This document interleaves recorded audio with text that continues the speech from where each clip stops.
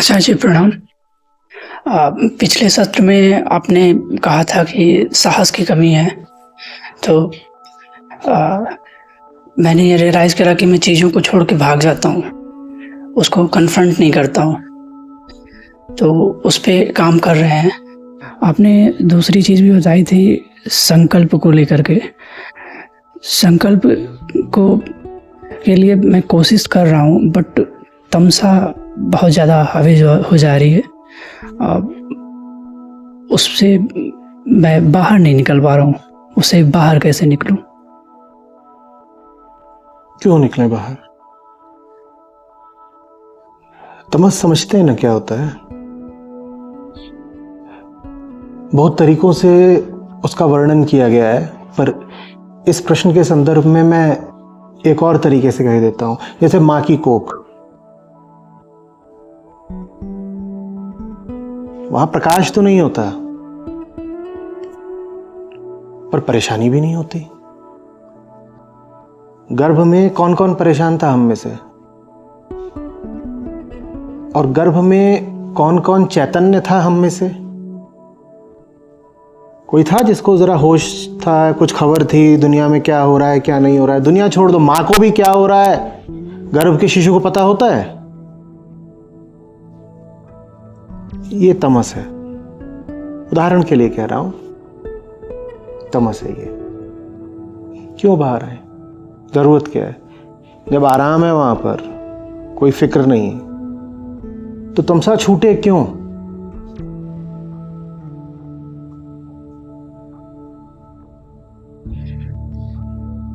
यही वजह है कि ज्यादातर लोगों की तमसा नहीं छूटती। आराम है ना,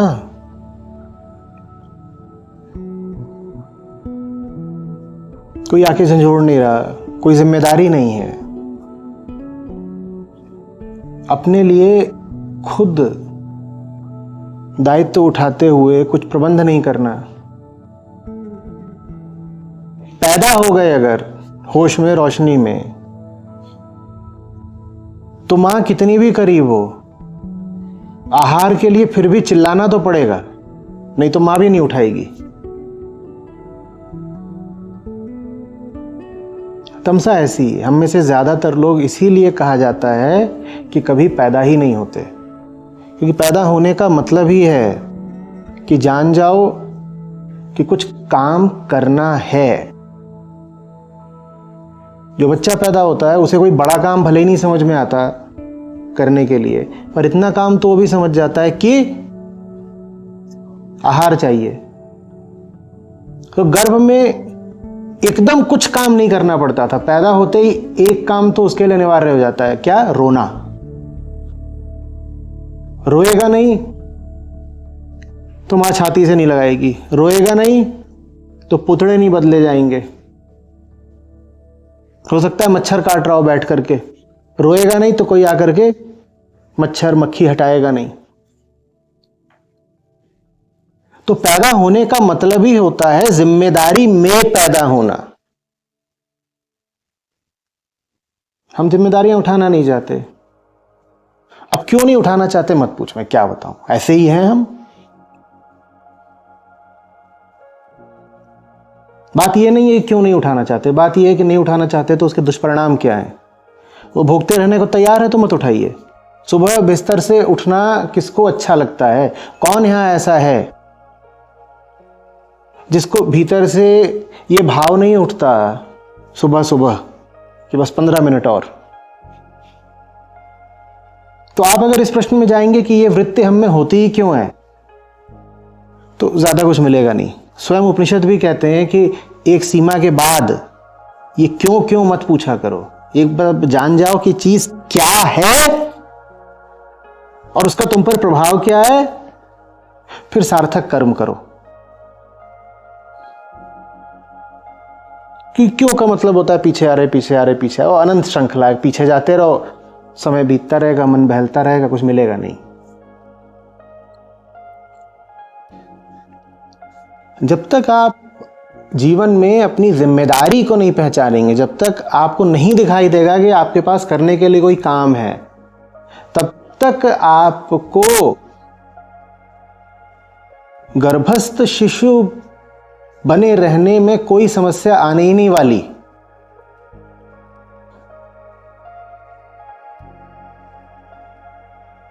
मौज है कि नहीं गर्भ में पड़े रहने में? बोलो तो। खाना तो छोड़ दो कि कोई और दे देता है, खाना भी दे देता है, उसको ऐसा भी नहीं होता कि टट्टी पेशाब हो गई तो सफाई करनी पड़ती है। उन सब चीजों का प्रबंध भी गर्भ के अंदर स्वतः होता रहता है।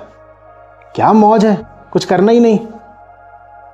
और देखते नहीं हो जो लोग पैदा भी हो गए हैं, ले दे करके उनका भी जो आदर्श होता है वो यही होता है कि किसी तरीके से जीवन में ऐसी जगह पर पहुंच जाए जहां कुछ करना ना पड़े, बस मौज ही मौज हो। होता है कि नहीं? कहीं और से पैसा आ जाए मुफ्त का, कहीं और से आराम अय्याशी मिल जाए, ना कोई धर्म हो, ना कोई कर्तव्य हो, न किसी को जवाबदेही हो। हम कर क्या रहे हैं? चिल मारने का जो पूरा कॉन्सेप्ट है आधुनिक, वो और क्या है? जो आप कहते हो कि चिल मारना है, उसका और क्या मतलब होता है? अब सैद्धांतिक बहस में मत पड़िएगा कि चिल ये वो। आप दुनिया में देखते हैं ना लोगों को, जब लोग कहते हैं कि हैविंग अ गुड टाइम, तो उसका क्या अर्थ होता है? यही अर्थ होता है कि अभी साहब कुछ करने के लिए नहीं है, कोई कान उमेटने वाला नहीं है, न बाहर से न भीतर से। ना तो बाहर कोई है जिसको जवाबदेही है, ना भीतर कोई बैठा है जो पूछ रहा है कि ये तेरा धर्म था, पालन किया कि नहीं किया। तो फिर हम क्या बोलते हैं? I am having a good time. ऐसा है कि नहीं? यही तमसा है।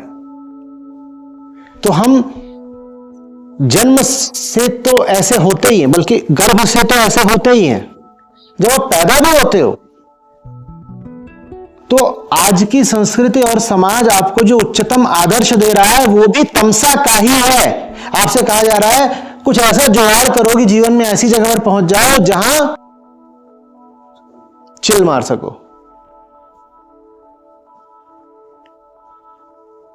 मैंने अभी तक कोई समाधान नहीं बताया, समाधान मेरे पास है भी नहीं। समाधान आपको खुद खोजना है। मैं बस बता रहा हूं कि आप जिस तमसा की बात कर रहे हो वो कोई ऐसा नहीं है कि बीमारी है बाहरी जो आकर के यूं ही आपकी खाल से चिपक गई है। वो आपके रेशे रेशे में बैठी हुई वृत्ति है, गर्भ से ही आप में होती है। हाँ, उसका समाधान ऐसे जरूर हो सकता था कि अगर जरा जागरूक समाज होता, शिक्षा व्यवस्था थोड़ी चैतन्य होती, तो ये सब बातें आपको बचपन से बताई जाती। लेकिन ये तो छोड़ दो कि बचपन से हमें ये बताया जाए कि आप पैदा ही हुए हो सही काम करने के लिए। बचपन से ही हर तरीके से हमारे मन में ये आदर्श डाल दिया जाता है कि आप पैदा हुए हो ताकि अय्याशी कर सको। तो मुझे बताओ, जिसको पॉपुलर कल्चर कहते हैं, प्रचलित संस्कृति, उसमें मुझे एक आज के समय का गीत बता दो, कहानी बता दो, किरदार बता दो, नायक बता दो, जिसको तुम इसलिए पूजते हो क्योंकि वो जबरदस्त रूप से मेहनती है। होंगे भी ऐसे तो 100 में 1 या 2। 98 99 कौन है जो हमें बहुत पसंद है, जो हमें दिखाई देते हैं?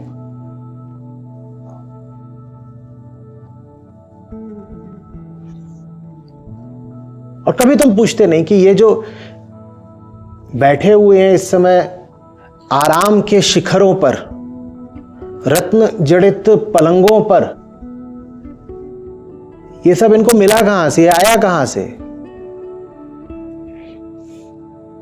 अभी उस दिन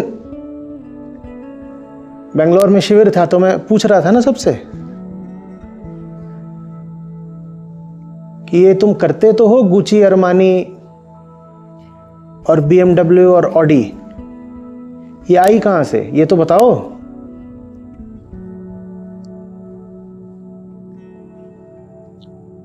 ये तमसा ही है।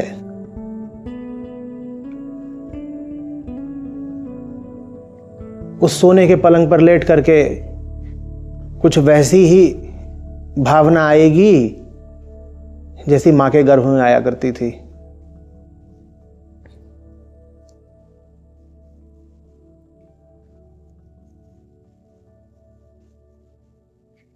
हम पैदा ही ऐसे होते हैं। अब कुछ करना हो तो इस बारे में करिए,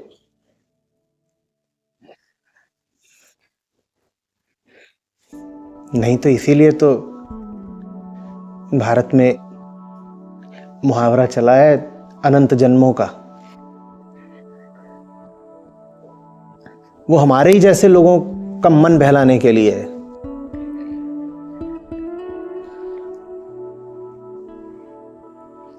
कि बड़ी लंबी यात्रा है, अनंत जन्म लगते हैं।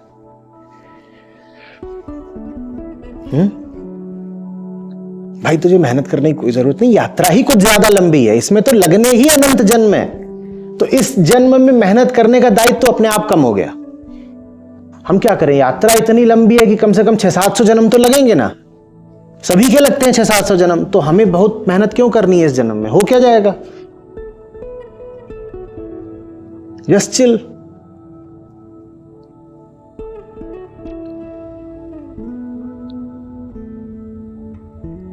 तो जो आलसी है वो तो है ही आलसी, जो मेहनती है वो मेहनती इसलिए ताकि एक दिन आलसी बन सके। यही उच्चतम आदर्श है हमारा। जिनको पाओ भी कि जबरदस्त रूप से घिसाई कर रहे हैं, वो क्यों कर रहे हैं, क्यों कर रहे हैं कि बस जल्दी से जल्दी वो एक लम्हा आ जाए जब हमें करने को कुछ नहीं है। और मालदीव में किसी बीच पर पड़े हुए हैं बिल्कुल ऐसे।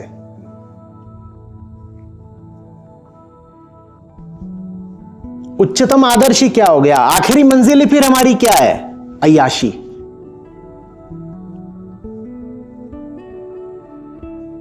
तो तुम्हारे भीतर का गणितज्ञ कहता है जब वो आखिर में अय्याशी ही करनी है किसी बीच पर लेट करके, तो सुबह सुबह अपने बिस्तरे पर ही क्यों ना कर लें।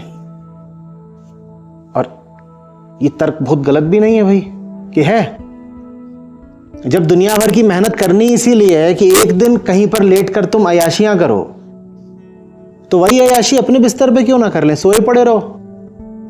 वही हालत आपने अभी बयान करी कि पड़े रहते हैं।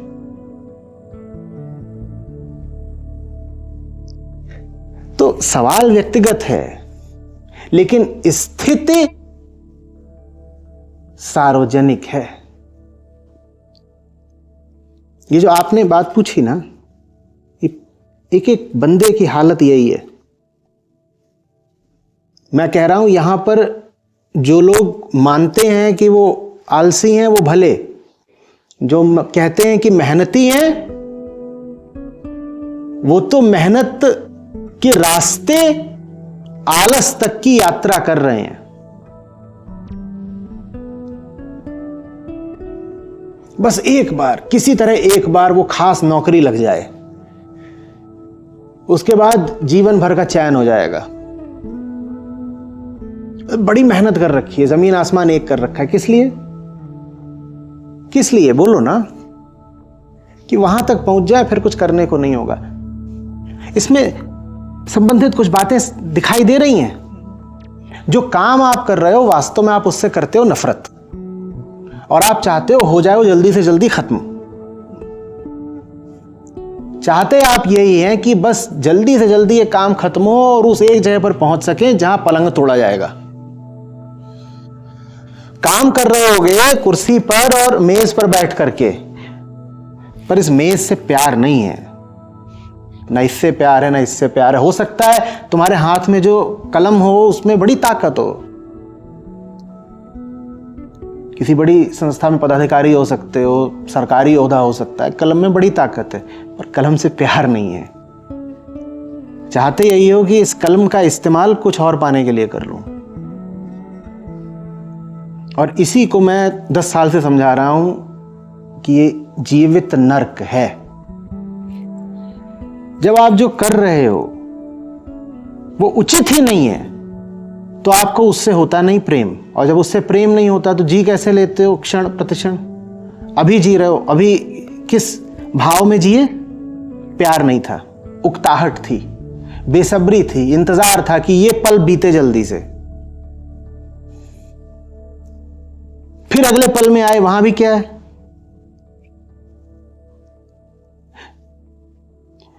समझिएगा, मैं उस घिसी पिटी धारणा की बात नहीं कर रहा जिसमें कहा जाता है कि लिव इन द प्रेजेंट और द मैग्निफिसेंस ऑफ नाउ, समझ रहे हो, वर्तमान में जीना इत्यादि। ना ना ना, वो कहते हैं कि ये क्षण ही अपने आप में संपूर्ण है, तुम इसी में जिए जाओ। नहीं, सच्चाई तो ये है कि इस क्षण में जो तथ्य है वो कतई अपूर्ण है, बहुत कुछ है जो गलत है। तो फिर इस क्षण में जिए कैसे? आग लगी हुई है चारों तरफ और हम उस तथ्य को नजरअंदाज नहीं कर सकते। हम नहीं कह सकते कि यह क्षण अपने आप में पूर्ण है, परफेक्ट है। नहीं, हमें दिख रहा है आग लगी हुई है, मैं कैसे मान लूं कि जो है वही है? ना, बिल्कुल भी नहीं। तो फिर जिए कैसे? जीने का तरीका समझिएगा। जीने का तरीका यह है कि हाँ, चारों तरफ आग लगी हुई है, पर मैं जो अधिकतम और उच्चतम कर सकता हूं वो मैं अपनी ओर से कर रहा हूं। यह है जीने का तरीका। समझ में आई बात? ना तो यह कर देना है जैसा कि आधुनिक अध्यात्म में चलने लगा है कि accept things as they are, it is just life. बहुत तरह के बेशर्म और बदतमीज जुमले उछाल दिए गए हैं अध्यात्म के नाम पर। शायद मुझसे ज्यादा आपको पता हो। जो है सो है, और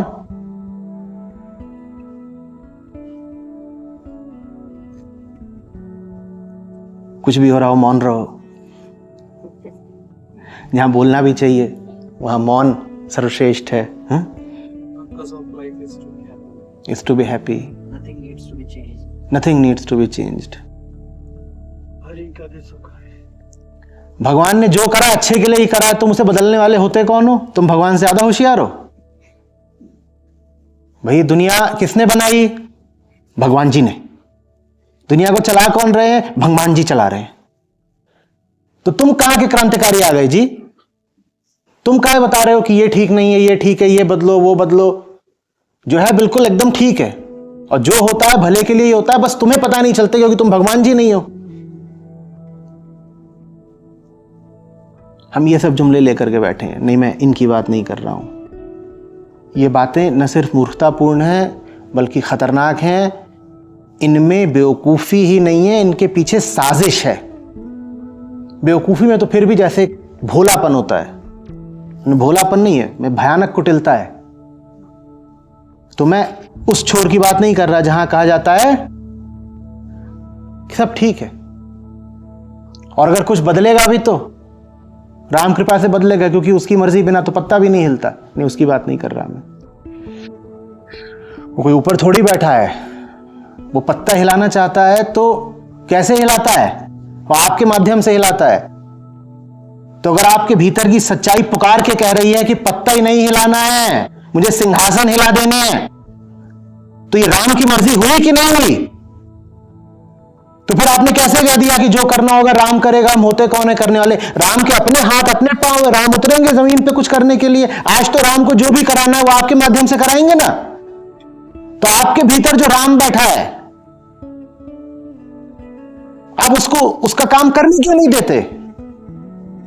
तो इसलिए मैं उस सिरे की बात नहीं कर रहा हूं ना, मैं उस सिरे की बात कर रहा हूं जो क्या कहता है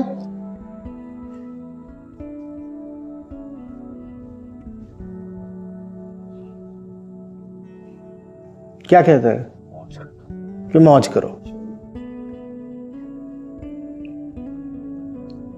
एक तरफ ये साफ साफ मानना भी है कि जबरदस्त गड़बड़ है चीजें, और दूसरी तरफ ये भी जानना है कि जीना तो इसी के बीच में है। ये कैसे करें जब पता है कि सब कुछ गलत ही हो रहा है, तो उसके बीच में जिए कैसे? ये लगातार यही बताते रहे सब अपने आप को कि सब कुछ गलत है, तो तनाव से और रक्तचाप से ही मर जाएंगे। ये करें कैसे कि सब जान भी रहे हैं कि गलत है, जो गलत है उसके खिलाफ जी जान से लड़ भी रहे हैं, लेकिन फिर भी भीतर से एकदम शांत हैं। करें कैसे? ये आपकी तमसा का इलाज बता रहा हूं, समझिएगा। इसका तरीका एक ही है, सम्यक कर्म। सही काम में अपने आप को आकंठ डुबो देना, बल्कि आकंठ भी नहीं, पानी सर के ऊपर निकल जाने दीजिए, पूरे ही डूब जाइए। और क्या बोलिए, हाँ चीजें बहुत खराब हैं और जो मैं अधिकतम कर सकता हूं, मुझे 2 छोटे हाथ ही दिए हैं, जो मैं अधिकतम कर सकता हूं, मुझे बस इतनी ही शक्ति दी है, उसको मैं यथासंभव यथाशक्ति पूरी ईमानदारी के साथ कर रहा हूं। यही जीवन है मेरा।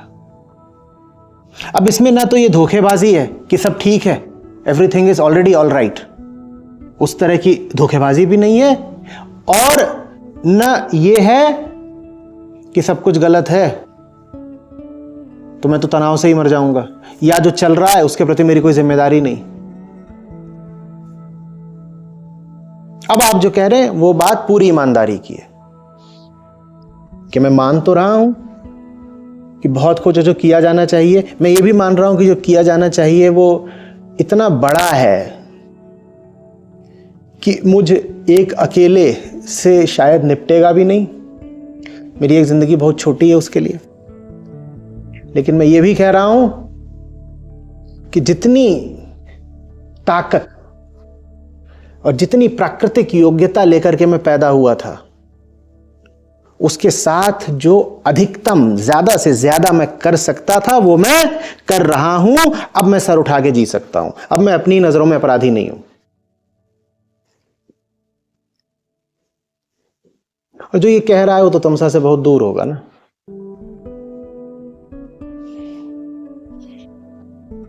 समझ रहे हो?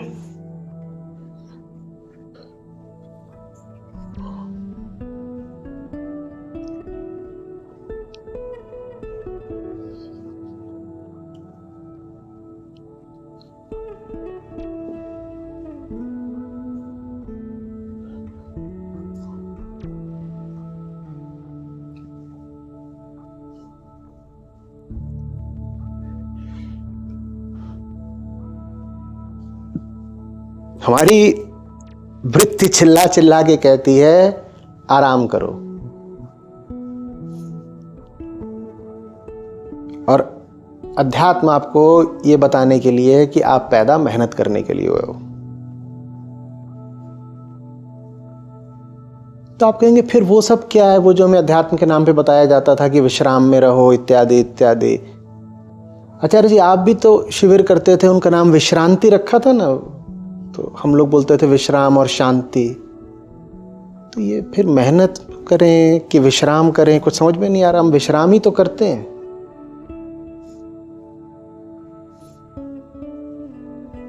अध्यात्म उस खास विश्राम की बात करता है जो घोर कर्म के बीचों बीच है।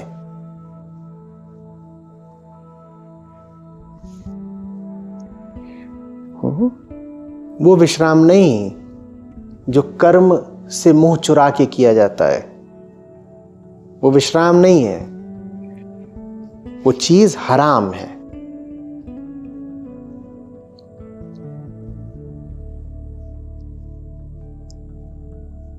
समझ रहे हो? उस आराम की कला सीखो।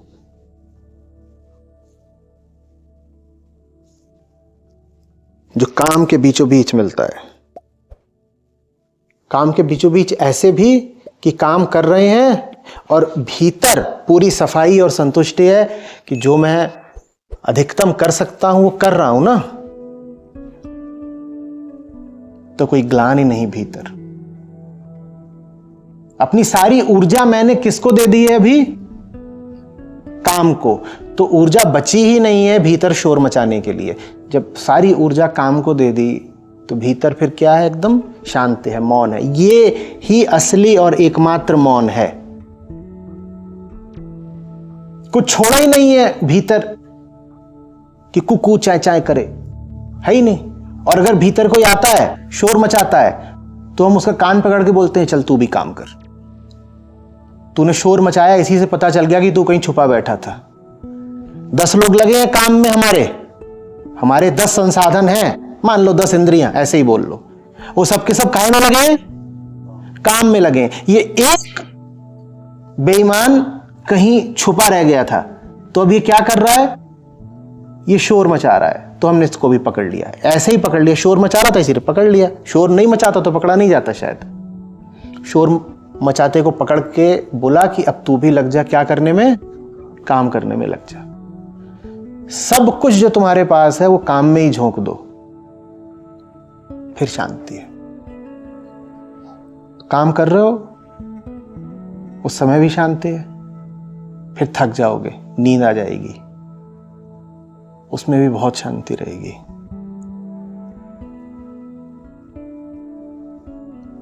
सोए ही इसीलिए हैं कि उठेंगे और सही काम करेंगे। –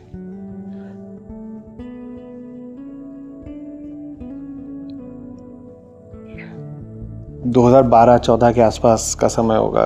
उसकी रिकॉर्डिंग भी शायद अभी पड़ी हो यूट्यूब पर। गुलाल फिल्म का गीत था।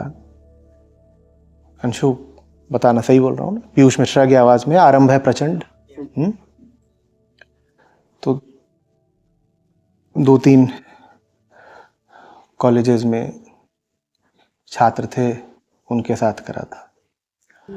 तो वहां मैं उनको बोला करता था कि इसमें एक पंक्ति है, बिल्कुल ध्यान से पकड़ लो, कि जिस कवि की कल्पना में जिंदगी हो प्रेम गीत, उस कवि को आज तुम नकार दो।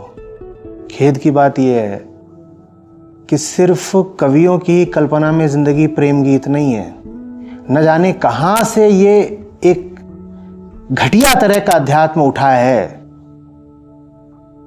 जिसमें गुरुओं की कल्पना में भी जिंदगी प्रेम गीत ही बन गई है।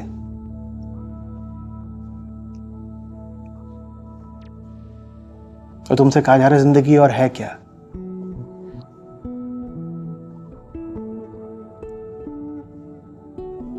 रोमांस का एक मौका,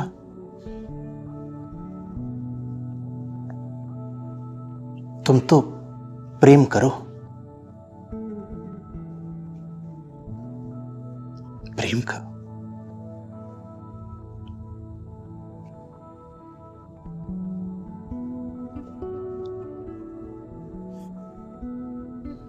जिससे तुम बोल रहे हो कि प्रेम करो,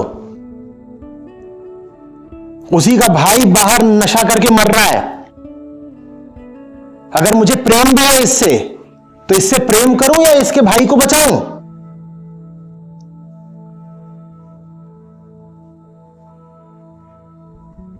जवाब तो दे दो। तुम्हारे घर में आग लगी है, तुम अपनी श्रीमती जी को लेकर शयन कक्ष में घुस जाओगे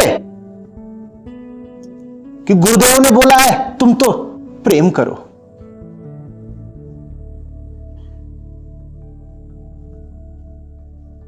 और जिसको नहीं दिखाई पड़ रहा है कि घर में आग लगी है, वो अंधा कम है, बेईमान ज्यादा है। अंधे मात्र होते तो आंच तो पता चलती, खाल तो चलती।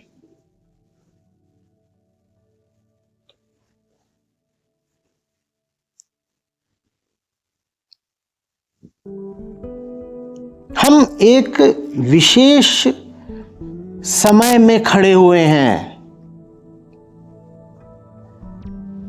ये वैदिक युग नहीं है।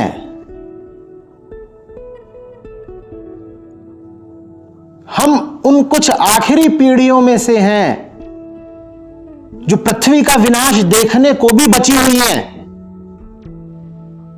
आप प्रेम गीत गाना चाहते हो,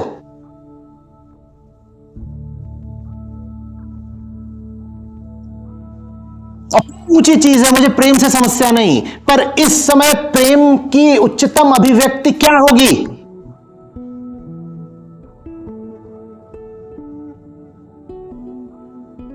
एक आदमी पड़ा हुआ है सड़क पर, उसका सर फट गया है, खून बह रहा है।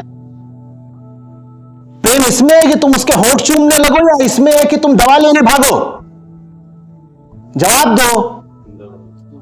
तो ये कौन सा अध्यात्म परवान चढ़ा हुआ है जिसमें आपसे कहा जा रहा है कि कहीं कोई एकांत में ध्यान करे, कहीं सामूहिक नृत्य हो रहे हैं?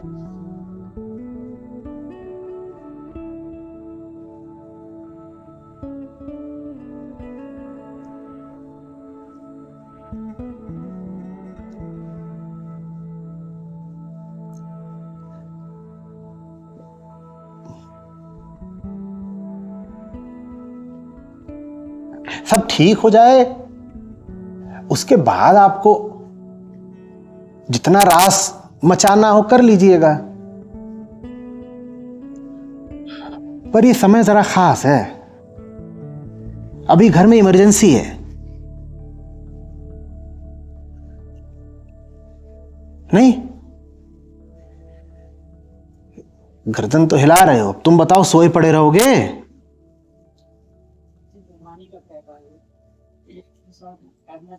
प्यार के अभाव का क्या इलाज है मैं क्या बताऊं तुमको, इसी के आगे तो मैं रोज हारता हूं, लवलेसनेस।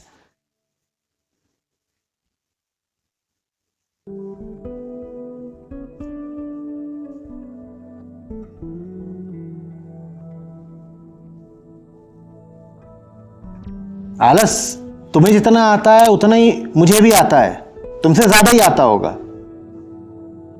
पर आलस के अलावा भी मेरे पास कुछ है जो मजबूर कर देता है कि खड़े हो जाओ और करो।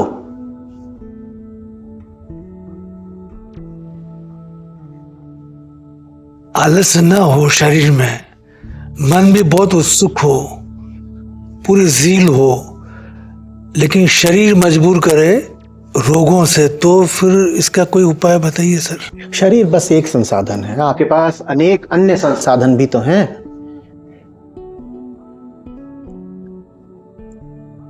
किसने कह दिया कि जो होना है शरीर से ही होना है? आपके पास बहुत दूसरे संसाधन भी तो हैं। स्टीफन हॉकिंग का शरीर काम करता था। जब शरीर ना हो, बिल्कुल पूरी तरह ही ना हो, तो भी आपका काम चलता रह सकता है। आप दूसरे तरीके से काम करिए ना। कुछ दिनों तक मेरा एक कंधा खराब रहा, मैंने काम रोक दिया। क्या मैं क्या कर रहा था? दूसरे बात काय के लिए। जब आपका एक संसाधन किसी वजह से टूट जाता है तो जाहिर सी बात है आप क्या करोगे? वही काम करने का दूसरा तरीका निकालोगे। आप कहोगे अच्छा पहले ये काम मैं इस तरीके से करता था, पर वो तरीका ही नहीं बचा। मान लीजिए उस तरीके का नाम था शरीर। पर अगर काम जरूरी है तो मैं उसे करने के लिए दूसरा तरीका निकालूंगा ना।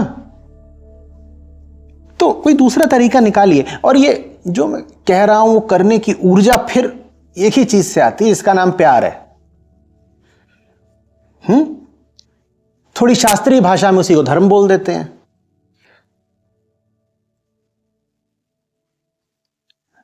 जमीनी तौर पे बोलें तो क्या बोलेंगे? कर रहे हैं क्योंकि प्रेम है। और शास्त्रीय तौर पे बोलें तो कह देंगे कर रहे हैं क्योंकि यही हमारा धर्म है। अंतर दोनों में कुछ नहीं है।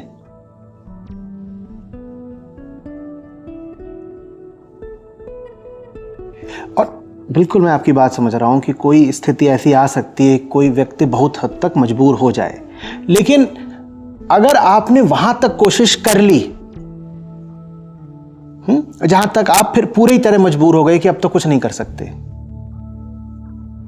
तो फिर आप बहुत चैन से शांत बैठ सकते हैं।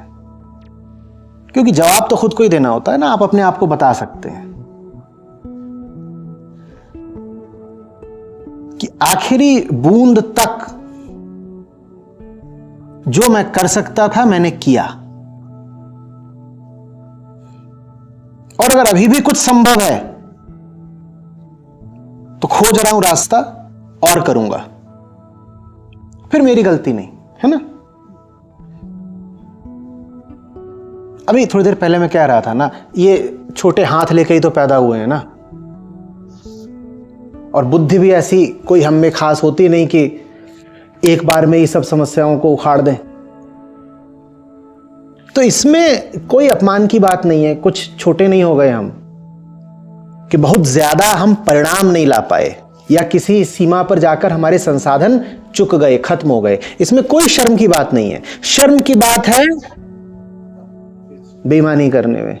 जो मैं कर सकता था मैंने वो भी नहीं किया। हमेशा यही सवाल पूछा करिए अपने आप से, जो कर सकता हूं उतना किया क्या?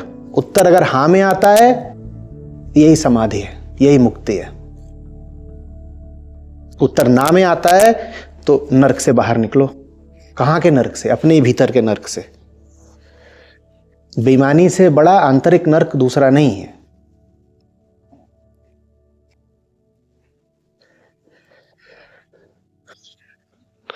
चरण स्पर्श आचार्य जी, जैसे किसी बड़े काम में अगर अपनी शक्ति लगा रहे हैं और उसके साथ साथ होता गया, जैसे जिस डिपार्टमेंट में मैं हूँ तो उसमें भी बहुत भ्रष्टाचार है, तो होता क्या, जैसे अधिकारी हैं वो घपलेबाजी कर रहे हैं या कुछ भी, तो उनसे एक भय होता है कि अगर उनसे कुछ कहेंगे तो एक भय होता है वेतन रोक देंगे ये सब। तो इस भय की वजह से अगर मैं कह देता हूँ तो एक तरह से मानसिक शांति खराब होती है, बड़ी चीज़ों एनर्जी गलत जगह, तो वो ज़रूरी है कि नहीं, ये पूछना था। उन सब चीज़ों में एनर्जी लग, इसका मैं तुम्हें देखो क्या जवाब दूं। मैंने इस्तीफा देने से पहले तुमसे पूछा था क्या? ये तो अपनी समझ पर है ना, अपने ईमान पर है, अपनी धार्मिकता पर है, अपनी सच्चाई, अपने प्यार पर है।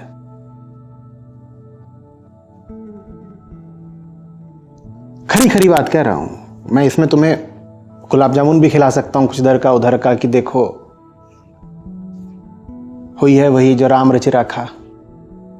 कण कण में नारायण बसते हैं, तो ये जो तुम्हारे धूर्त और घूसखोर अफसर हैं, ये भी हैं तो ब्रह्म स्वरूप ही। क्या पता इसमें भी प्रभु की कुछ लीला हो। वो खा रहे हैं, तुम भी खाओ और प्रसाद समझ के दूसरों में ही बांटो। ये सब भी तुम्हें बोल सकता हूं। अब बेईमानी के बहाने तो हजारों निकल सकते हैं, निकालना चाहें आप तो। जिसे करना है वो कर जाता है। और मैं नहीं कह रहा हूं कि तुम इस्तीफा दे दो भाई, मेरे ऊपर मत डाल देना, क्योंकि मैंने किसी से पूछ करके नहीं छोड़ा था। मेरी बात है, मेरी जिम्मेदारी है, उसका जो भी अंजाम होगा मैं भुगतूंगा। ये नहीं होना चाहिए कि आचार्य जी ने मेरी नौकरी छुड़वा दी, अब मैं क्या करूं। तो आखिरी कर्म क्या है वो तो तुम्हें ही करना है, तुम जानो। मुझसे न पूछो, न मेरी जिम्मेदारी है। वीडियो पे इतना बड़ा डिस्क्लेमर इसीलिए लगा होता है।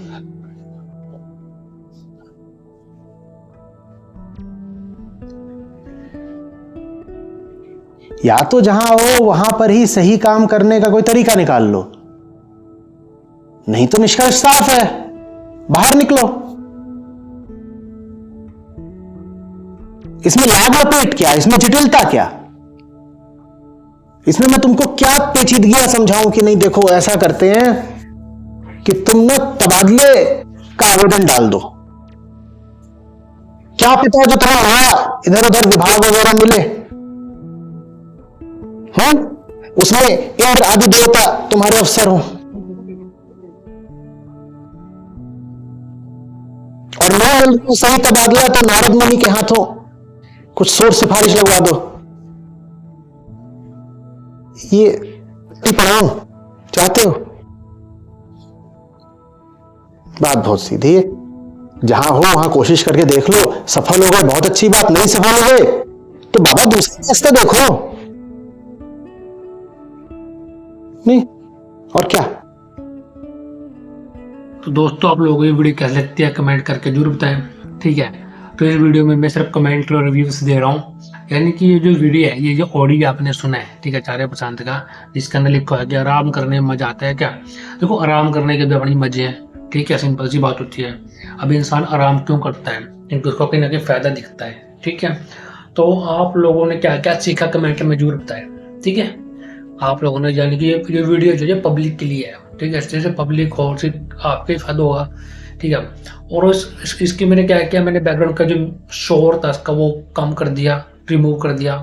बैकग्राउंड में बहुत बड़ी म्यूजिक लगा दिया, ठीक है, शांतिपूर्वक तरीके से, जिसमें आपको एक बढ़िया अच्छा फीलिंग आए, ठीक है, जो कि अच्छी बात है, ठीक है। तो आप लोगों ने इस वीडियो से क्या क्या सीखा है कमेंट करके जो बता दें। Thank you very much. ऐसी और वीडियो प्राप्त करने के लिए आप लोग सब्सक्राइब करें, कमेंट करें, ये वीडियो को शेयर किए करें, ठीक है।